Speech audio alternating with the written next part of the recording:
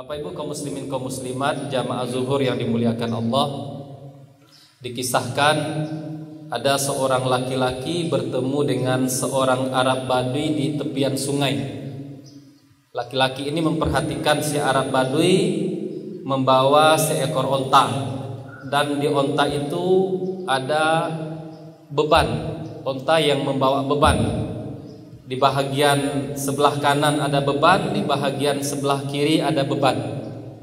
Maka bertanyalah laki-laki ini kepada si Arab Badui, beban apa yang dibawa oleh onta engkau? Dijawab oleh si Arab Badui bahwa ada dua beban yang dibawa oleh onta saya. Di sebelah kanan adalah kebutuhan yang saya perlukan selama perjalanan.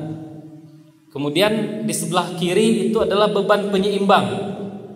Di sana bukan makanan, bukan pakaian, bukan kebutuhan saya, tapi di sebelah kiri saya berikan beban kepada onta, isinya itu adalah tanah, agar onta ini perjalanannya seimbang, tidak berat sebelah, tidak berat ke arah kanan. Maka laki-laki ini memberikan saran, karena apa yang dilakukan oleh si Arab Badui tentu bukan sebuah perbuatan yang bagus. Sebelah kanan benda-benda yang dibutuhkan, sementara untuk menyeimbangkan di sebelah kiri dikasih tanah, akan memberatkan onta tentunya. Maka kata si laki-laki, bagaimana kalau seandainya kebutuhan engkau itu dibagi dua, separuh di sebelah kanan, separuh di sebelah kiri, dan tanah yang engkau bawa untuk menyeimbangkan tinggalkan saja, nggak usah dibawa, karena dia bisa seimbang dengan beban yang engkau bagi. Kalau itu yang engkau lakukan, maka onta engkau bebannya akan ringan, nggak akan berat seperti sekarang. Maka dicerna baik-baik oleh si Arab Badui. Ternyata ide ini bagus, dilaksanakan. Namun yang jadi masalah, setelah tanah dibuang, tidak lagi dijadikan beban, kebutuhannya dibagi dua, ditaruh di sebelah kanan dan kiri. Si Arab Badui bertanya kepada laki-laki ini, wahai kawanku, engkau siapa? Apakah engkau seorang pimpinan suku? Apakah engkau seorang alim ulama? Apakah engkau seorang cendekiawan? Dijawab oleh laki-laki tadi, saya bukan pimpinan suku, bukan seorang alim, bukan seorang cendekiawan juga, tapi saya adalah rakyat biasa. Marah si Arab Badui tadi. Dia langsung berkata, celaka engkau. Engkau bukan seorang kepala suku, bukan seorang pimpinan, bukan seorang ulama, bukan seorang cendekiawan, tapi berani-beraninya memberikan nasihat kepada saya. Maka si Arab Badui kembali melakukan seperti yang pertama. Semua kebutuhan ditaruh di sebelah kanan, kemudian tanah yang sudah ditinggalkan tadi diambil lagi, ditaruh di sebelah kiri.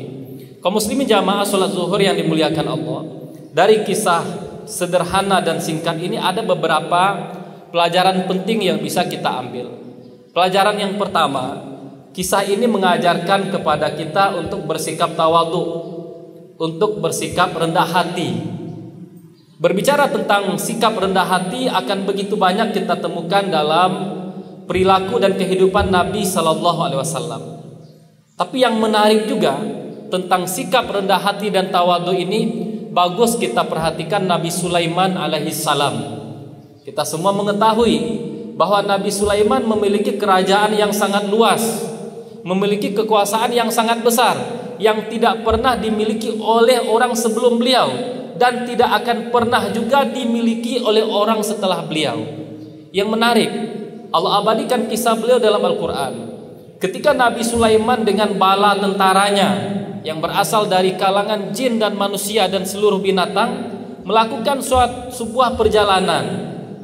Dalam perjalanan, Nabi Sulaiman mendengar bisik-bisik dan rasa khawatir dari Raja Semut, karena Nabi Sulaiman akan lewat di daerah mereka. Kata Raja Semut kepada rakyatnya, wahai rakyatku, cepat kalian masuk ke rumah-rumah kalian, cepat kalian sembunyi, sebentar lagi Sulaiman dan tentaranya lewat. Khawatir jika kalian tidak sembunyi, jika kalian tidak cepat-cepat masuk ke dalam rumah, kalian terinjak oleh Sulaiman. Kita tahu Nabi Sulaiman paham bahasa semut, paham bahasa binatang. Apa yang dilakukan oleh Nabi Sulaiman? Beliau pertama tersenyum, kemudian yang kedua beliau perintahkan seluruh bala tentaranya untuk berhenti agar tidak menambah kekhawatiran dan ketakutan kepada semut, agar mereka nanti tidak menginjak semut. Ini ketawaduan luar biasa. Orang biasanya ketika mereka punya kekuasaan, ketika orang khawatir dan takut kepada mereka, biasanya mereka semakin mempertontonkan kekuatan mereka, semakin memperlihatkan ototnya kepada orang lemah. Dan ini tidak dilakukan oleh Nabi Sulaiman. Melihat orang khawatir, melihat orang takut, ada rasa kasihan, ada rasa iba. Sebagai seorang pemimpin, sebagai orang yang punya kuasa, beliau ingin memberikan rasa aman kepada orang lain. Ketawaduan yang luar biasa. Dalam kisah yang lain kita juga bisa membaca, diabadikan juga oleh Al-Quran, bagaimana beliau meminta dan menerima bantuan dari burung hudhud. Burung hudhud menyampaikan informasi kepada beliau, hanya seekor burung, tapi hebatnya Nabi Sulaiman, beliau mau menerima informasi yang disampaikan oleh seekor burung. Dan karena ketawaduan beliau mau menerima informasi dari burung hudhud, satu negeri, satu negara, negeri Sabah akhirnya beriman. Ini lagi-lagi karena ketawaduan Nabi Sulaiman. Punya kekuasaan, punya kekuatan, tapi tidak malu menerima kebaikan, tidak malu menerima nasihat dari orang lain. Ini pelajaran yang pertama. Pelajaran kedua dari kisah ini adalah bahwa di antara nikmat besar yang Allah berikan kepada kita adalah nikmat lisan, nikmat bisa berbicara. Maka Nabi juga pernah bersabda dalam hadisnya, karena lisan ini manfaatnya luar biasa, bermanfaat untuk akhirat kita. Kata Nabi SAW, siapa yang bisa menjamin, siapa yang bisa mengamankan lisannya, kata Nabi, saya jamin baginya surga. Maka kita sebagai seorang muslim dianjurkan dengan lisan kita menyampaikan kata-kata yang baik. Dengan lisan kita jangan sampai kita mengatakan kata yang tidak baik yang menyakiti orang lain. Maka siapa saja yang menggunakan lisannya untuk kebaikan, untuk menyampaikan kebenaran, meskipun dia orang biasa, derajatnya akan diangkat oleh Allah. Itu kata kuncinya. Dengan lisan, jika seseorang mampu menyampaikan kebenaran, menyampaikan yang baik-baik, meskipun dia orang biasa, dia akan menjadi orang luar biasa, diangkat derajatnya oleh Allah. Sebaliknya, dikarenakan lisan juga, bisa jadi seorang pejabat, seorang yang punya kedudukan tinggi, tetapi tidak pandai menggunakan lisan, mengatakan yang tidak baik, mengatakan yang batil, tidak mengatakan yang benar, bisa jadi derajat yang tinggi akan dijatuhkan oleh Allah.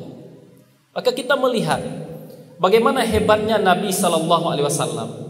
Beliau ketika berbicara dengan orang lain tidak melihat siapa yang menyampaikan, tapi yang dilihat oleh Nabi apa yang disampaikan oleh seseorang.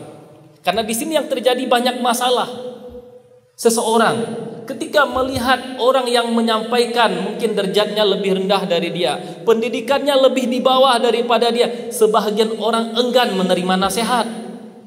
Seorang atasan kadang enggan menerima nasihat dari bawahan. Seorang guru kadang enggan menerima masukan dari murid. Dan Nabi telah mencontohkan kepada kita, ketika menerima pesan, menerima nasihat dari seseorang, jangan lihat orang yang menyampaikan, tapi lihat apa yang dia sampaikan. Kita ingat dalam perang Badar, Nabi SAW memilih tempat yang agak di bawah. Tiba-tiba seorang sahabat yang bernama Khabbab bin Mundir datang. Wahai Rasulullah, tempat yang engkau pilih berdasarkan wahyu atau strategi perang dari engkau? Kata Nabi, ini bukan wahyu, ini strategi perang dari saya. Saya yang memilih tempat ini. Apa kata Khabbab kepada Nabi? Wahai Rasulullah, tempat ini saya rasa kurang pas. Tempatnya di bawah. Lebih bagus kalau kita memilih tempat yang agak ke atas. Kalau seandainya ada hujan, kita bisa menampung air di atas. Kalau terjadi hujan, air cepat turun ke bawah, kering di atas. Kalau di bawah nanti basah, susah kita berlari. Apa yang dilakukan oleh Nabi? Meskipun beliau seorang Nabi, meskipun beliau seorang Rasul, beliau mau menerima nasihat dari sahabatnya. Ini kelebihan Nabi SAW. Tidak melihat, tidak memandang siapa yang memberikan nasihat kepada beliau. Yang penting jika yang disampaikan adalah kebaikan, yang disampaikan jika itu adalah maslahat, itu diterima oleh Nabi SAW. Pelajaran ketiga dari kisah ini juga mengajarkan kepada kita bahwa nilai seseorang bukan dilihat dari harta yang dia miliki, bukan dilihat dari apa yang dia miliki, tetapi dilihat dari isi kepala dan isi hatinya. Kita kenal dengan Luqmanul Hakim. Beliau hanya seorang budak yang dibeli oleh tuannya dengan harga yang murah. Di samping seorang budak, kulitnya juga hitam, tapi luar biasa. Karena akal, karena kecerdasan, karena kejernihan hatinya, Luqmanul Hakim Allah abadikan dalam Al-Quran. Banyak orang mungkin secara materi, secara harta mereka tidak punya apa-apa, tapi Allah berikan kepada mereka kecerdasan, Allah berikan hikmah kepada mereka, Allah berikan kepada mereka hati yang bersih, sehingga mereka bisa diterima oleh orang lain. Mereka bisa melakukan sesuatu apa yang tidak bisa dilakukan oleh orang kaya, bisa melakukan sesuatu yang tidak bisa dilakukan oleh orang yang punya jabatan. Ini yang ketiga. Yang keempat dan terakhir, pelajaran yang ingin kita ambil dari kisah ini, sehebat apapun seseorang, secerdas apapun seseorang, dalam beberapa kesempatan, dalam beberapa waktu, pasti dia akan butuh kepada orang lain. Orang kaya, sekaya apapun, dia kadang akan butuh kepada orang miskin. Seorang atasan sehebat apapun, dia akan butuh kepada bawahannya. Seorang yang cerdas dalam kehidupan bisa jadi akan butuh kepada orang yang kurang cerdas daripada dia.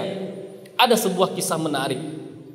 Di suatu tempat ada seorang hakim yang terkenal bijaksana, seorang hakim yang terkenal cerdas, bisa menyelesaikan semua masalah yang dihadapkan kepada beliau. Suatu hari, 3 orang laki-laki bersaudara datang melaporkan permasalahan mereka kepada hakim ini. Mereka berkata kepada hakim, "Wahai Bapak Hakim, ayah kami baru meninggalkan warisan untuk kami yang jadi masalah. Kami 4 bersaudara, 3 orang laki-laki, 1 lagi kelaminnya nggak jelas. Dikatakan laki-laki nggak bisa, dikatakan perempuan nggak bisa, karena dia punya kelamin laki-laki dan perempuan. Bagaimana cara pembagian warisan?" Sang hakim pusing. Bagaimana cara pembagian warisan? Laki-laki enggak, perempuan enggak. Maka disuruh oleh hakim 3 orang ini menginap di rumah dia. Selama 3 hari, selama 4 hari, hakim belum bisa memutuskan bagaimana pembagian warisan. Suatu kali bertanya pembantunya kepada tuan hakim, "Wahai tuan, kenapa engkau tahan orang bertiga ini di rumah kita? Sudah lama mereka engkau tahan. Apa gerangan masalah yang mereka hadapi?" Apa kata hakim? "Saya saja yang lebih hebat daripada engkau, yang lebih sering berhadapan dengan masalah, nggak bisa menyelesaikan, apalagi engkau," katanya. Tapi kata pembantu tadi, "Coba tuan sampaikan kepada saya. Mana tahu kali ini saya bisa membantu tuan, bisa menyelesaikan masalah tuan." Akhirnya disampaikan oleh tuan.